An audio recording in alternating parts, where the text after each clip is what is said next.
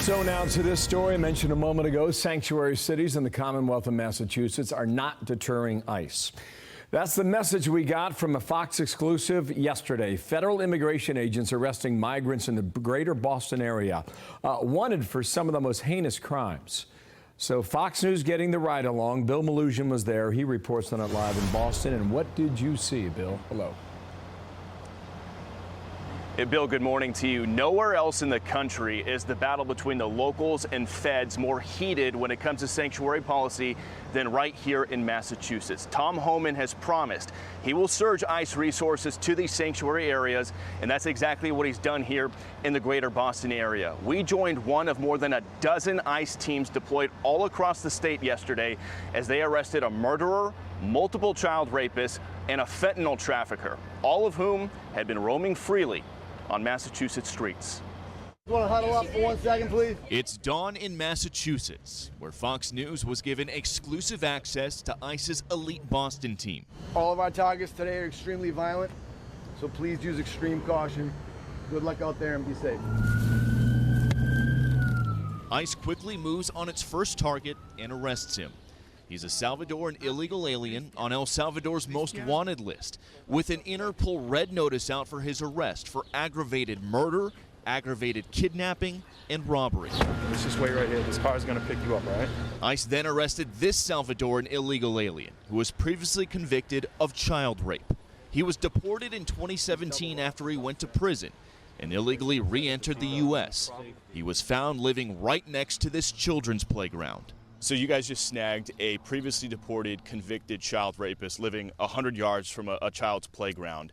Is that unusual out here? Not in Massachusetts. It's not unusual. Due to the open border policies, we are finding that plenty of people who have been previously deported and committed heinous crimes and were removed from the country are now back here, just living among us. And now that's our job to go round them up. Nothing else? No other medication? We joined ICE as they also arrested this Colombian illegal alien, facing pending charges for sexual assault of a child, as well as this Dominican alien with a drug trafficking conviction who's now facing local charges for fentanyl distribution. Meanwhile, away from our cameras, another ICE team arrested this Guatemalan illegal alien who's facing charges in Massachusetts for aggravated child rape, but was released from state custody. They also arrested this Honduran alien who's facing local charges for rape and was also released from local custody. Your message for the politicians who continue to fight you guys? We're not going away. It might take us longer, it might be harder, but we're not going away. We're here. We know what the American people voted for. We understand that we work for the American people, and we're going to be here until we send everyone home. And Bill, ICE Boston tells us that local anti-ICE activists have been interfering with their operations virtually every single day. They say yesterday alone in East Boston, they had arrested a criminal alien and put him in handcuffs when a group of activists grabbed onto that alien and tried to pull him into their car to get him away from ICE. Then in a second incident yesterday, ICE says they were surveilling a murderer's home in their car when a crowd surrounded their vehicle, blew their cover, and they had to pull off the target. Again, a murderer. Wow. We'll send it back to you. Wow, all in one day. Extraordinary stuff. We'll see what happens today and into the weekend. Bill, thank you, live in Boston.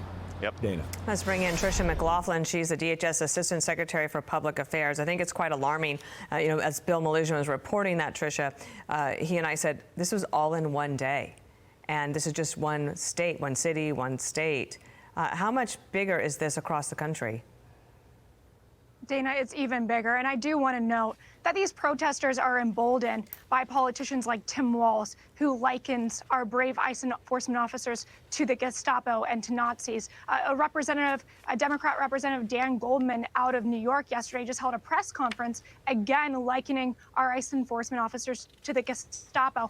Our ICE officers are facing a 400% increase in assaults against them. Meanwhile, they're just trying to make American communities safer. As Bill mentioned, just in the last week alone, we've arrested off the streets of Boston MS-13 gang members, Tren de Aragua, convicted murderers, child rapists, truly the worst of the worst, who have been in our American streets with impunity for the last 4 years. And Dana, what's important to remember is that these sanctuary city politicians, their policies create magnets for these criminal aliens to come into these communities because they know that there's not repercussions at the hands of the city and that the city will in fact hamstring our ICE enforcement officers. There is an objective that has become clear about the numbers of deportations that your group wants to find.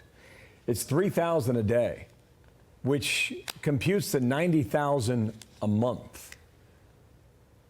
Is that realistic? And if so, how far away are you from realizing that goal?